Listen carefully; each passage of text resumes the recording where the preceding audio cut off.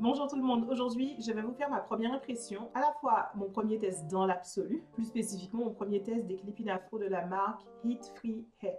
Déjà je suppose que vous avez tous cliqué à part à quel point c'est bizarre. Ça va être du qu'est-ce que je dois changer pour que ça fasse mieux. C'est pas oh trop bien, il y a un problème. Mais avant, pour celles qui débarquent sur cette vidéo qui ne me connaissent pas, je m'appelle Maëlle. Je fais de la recherche pour approfondir notre connaissance à tous des cheveux texturés, de tout ce qu'ils peuvent faire et d'à quel point ils peuvent être tellement plus que les idées reçues qu'on a. Que ce soit les idées reçues qu'on a de nos jours en 2023 dans la société, à plus forte raison ce qu'on avait encore il y a 10 ans. Je fais des programmes en ligne pour particuliers et j'ai une formation à destination des professionnels qui veulent donc se former, développer leur expertise sur les cheveux texturés. Je ne mets pas de faux cheveux. J'ai usé des faux cheveux dans mon adolescence. Et même en France en fait. Ma mère nous mettait des rajouts régulièrement depuis toute petite, tout mon primaire. J'ai porté des rajouts plusieurs fois par an. On en a beaucoup fait. Des rajouts, alors rien de lisse ou quoi que ce soit, hein, des nattes, mais j'en ai fait beaucoup. Et à mon adolescence, c'était 1 mois sur 2. C'est-à-dire vraiment, je faisais mon défrisage. Pendant 1 mois, le défrisage était correct. Au bout d'1 mois, j'avais des repousses. Dès que j'avais 1 centimètre de repousse, ça devenait gonflé et impraticable et insupportable. L'effet parapluie là où les cheveux restaient tout droits, je supportais pas, je mettais des rajouts. À l'époque d'ailleurs, je faisais toujours des vanilles puisque les afro kinky avaient été à la mode pendant un moment, les vanilles afro kinky. Et ensuite, il y avait une mèche qui ressemblait à des cheveux crépus et tirée au sèche-cheveux. Et c'était 1 mois défrisage, donc cheveux lâchés, défrisés, 1 mois rajout, vanille et ainsi de suite. 1 mois, 1 mois, 1 mois, 1 mois. Jusqu'à ce que je fasse mon dernier défrisage quand j'avais 19 ans. 2012 est la dernière année où j'ai mis un quelconque faux cheveux dans ma tête. Et c'était des rajouts, j'avais fait des nattes, de longues nattes, super, j'adorais la coiffure, mais j'en avais plus jamais refait.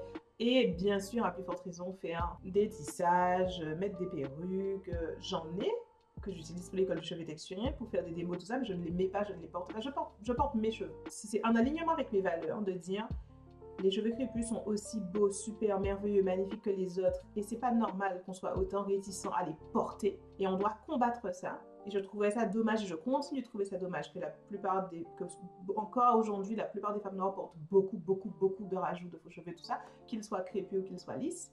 Mais bien sûr, ce qui est d'autant plus désolant, c'est que c'est souvent lisse en plus. Et donc pourquoi aujourd'hui je teste donc des clip-in afro? Je vais vous faire une autre vidéo sur le sujet, mais c'était une réflexion que j'avais sur ce qui est glamour et populaire. Je me faisais la remarque avec mon Insta et surtout celui de ma soeur, mon Discovery sur Instagram. Il y a beaucoup de beauté, c'est pas tant que ça beaucoup de beauté, de glamour, mais il y en a quand même. Je pense que mon algorithme sait que je préfère les cheveux naturels, loxés ou libres, mais naturels. Il y a quand même beaucoup de cheveux lisses qui pop dans de femmes noires aux cheveux lisses évidemment, qui pop dans mon Discovery.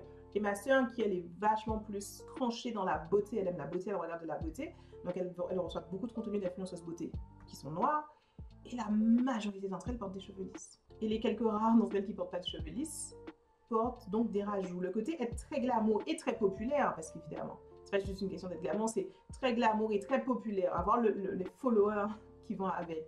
Et porter ses cheveux crépus naturels, c'est tellement rare que j'ai l'impression que ça n'existe pas. Et si ça existe, c'est que ce sont des femmes qui ne font pas dans la beauté et dans le glamour. Il s'avère qu'elles sont belles et qu'elles présentent bien parce qu'elles sont là sur internet. Elles ne sont pas beauté. Je pense par exemple à Crazy Sally. Elle est très populaire. Elle porte ses cheveux naturels, pas toujours mais parfois. Mais elle n'est pas dans la beauté exactement. Et quand on cherche une icône de beauté, un exemple dans la beauté, et de personnes qui ont une exceptionnelle réussite qui va avec, ça devient de la perruque ou du tissage lisse. Est-ce que c'est vraiment impossible de faire du glamour crépus?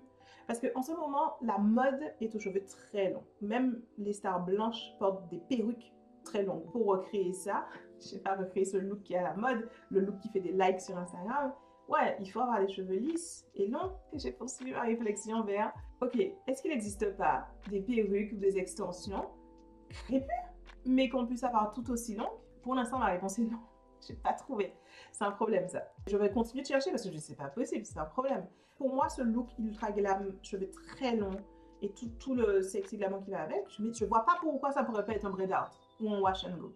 Genre, il n'y a aucune raison. Je visualise très bien, genre une coiffure comme ça, bon, avec clairement plus d'extension, mais on va y venir. Il y a un problème avec cette coiffure. Clairement avec plus d'extension, plus de volume, ok, mais ça, mais qui descend jusque là, ça serait super.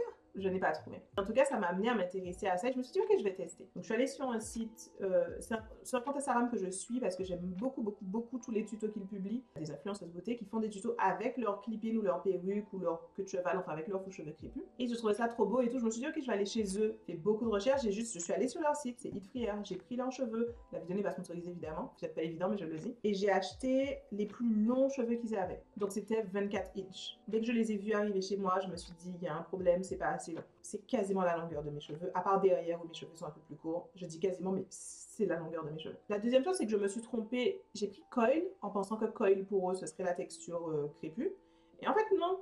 J'étais surprise en arrivant, c'est plutôt bouclé. Et quand je suis allée sur leur site, j'ai vu que la texture la plus crépue l'appelle kink et pas coil. Peut-être que ça ira parce que ces cheveux-là shrink moins que mes cheveux. Donc ça va quand même rajouter de la longueur sur mon trait d'art. À part pour derrière, comme je vous l'ai dit, à part ce qui est juste derrière là. Mais ok, on va au moins tester, je me suis dit. Il y a un track que j'ai pas mis. Mais même avec ce track, je ne pense pas que ça aurait suffi pour compenser. Je pense qu'en fait, j'aurais dû acheter 2 paquets. Sauf que ces trucs sont chers en fait. Ça coûte 300 $, grosso modo, avec les frais d'expédition. Donc 2, ça aurait dû faire 600 pour avoir quelque chose de bien rempli où c'est pas si flagrant que ça qu'il y a mes cheveux et des faux cheveux. Vous voyez, parce que là, c'est quand même c'est pas top. Genre, je sortirais pas comme ça. Si je devais sortir aujourd'hui, j'attacherais en fait. Je ferais une coiffure avec. D'ailleurs, c'est pour ça que l'idée, c'est de faire globalement une première impression, donc dans l'ensemble. J'ai trouvé que c'est arrivé hyper vite. Hyper vite. Rien à dire là-dessus, alors que ça vient des États-Unis. Ils l'ont expédié le jour même où j'ai passé ma commande. Ensuite, l'installation, pas fondamentalement difficile, même si clairement j'ai eu du mal à bien doser la quantité de cheveux que je sépare à chaque fois avant de rajouter les tracks suivants. Simple à commander, simple à recevoir, simple à installer. Je dirais le seul bémol aujourd'hui, donc pour moi, c'est qu'il faut 2 paquets quand on a le genre de densité capillaire que j'ai. Si j'avais peut-être eu des cheveux plus fins, peut-être que ça passerait. Si mes cheveux étaient étirés, beaucoup plus étirés que ça, ce serait peut-être passé. Parce que là, vu que mes cheveux sont dans leur shrinkage normal, ils remontent, ils font plus de volume. Donc concrètement, tout ce qui dépasse là a besoin de plus d'efforts pour compenser. Après, j'avais envie de tester sur mes cheveux juste après avoir fait mon soin. Parce que quand je fais mon soin, mes cheveux sont plus courts. Donc techniquement, la différence serait plus flagrante. Mais aussi, ils sont beaucoup moins volumineux. Donc, les clip-in sur mon mèche à mèche jour 1, c'est moins pire que ce que ça donnait sur mon mèche à mèche plus volumineux. Mais ça reste bizarre. Donc, je pense que vraiment, effectivement, il faut en acheter 2. C'est pas, en tout cas avec mon genre de volume et de densité capillaire, un paquet, c'est juste pas suffisant en fait. Et là, je mets tout du même côté parce que c'est le seul moyen en fait. Si je divise par 2 là comme ça, encore une fois, c'est moins pire. Ouais, c'est quand même beaucoup moins pire, c'est moins bizarre. On a moins ce côté où la démarcation est hyper évidente. Bon, il y a aussi le fait que c'est pas la bonne texture, hein, bien sûr. Quand j'achèterai les Kings, le bon truc, je pense aussi qu'on sera sur quelque chose de plus réaliste, moins bizarre. Pour l'instant, ouais, je suis déçue qu'il faille acheter 2 paquets. Et je suis ultra déçue que ça, ce soit la longueur la plus longue. Et je commence à comprendre quel est le problème des influenceuses beauté qui veulent être au top du game de la beauté et qui, du coup, font leur glam avec du lisse. Parce qu'il n'y a pas moyen, en fait. Mais je vais continuer de chercher. C'est tout pour cette vidéo, c'était vraiment juste mes premières impressions. Si vous en avez déjà utilisé, vous avez des astuces, des choses à me partager par rapport à votre expérience de clipping, dites-moi. Aussi, j'aimerais savoir si cette impression que les grosses influenceuses beauté, forcément les cheveux lisses, si c'est juste moi, l'algorithme ne m'envoie pas les bonnes personnes. Si vous connaissez une influenceuse qui a plus d'1 million d'abonnés sur Instagram ou sur YouTube et qui porte des cheveux texturés, qu'ils soient naturels ou faux, mais au moins une texture crépue, une égérie de beauté noire, dites-moi.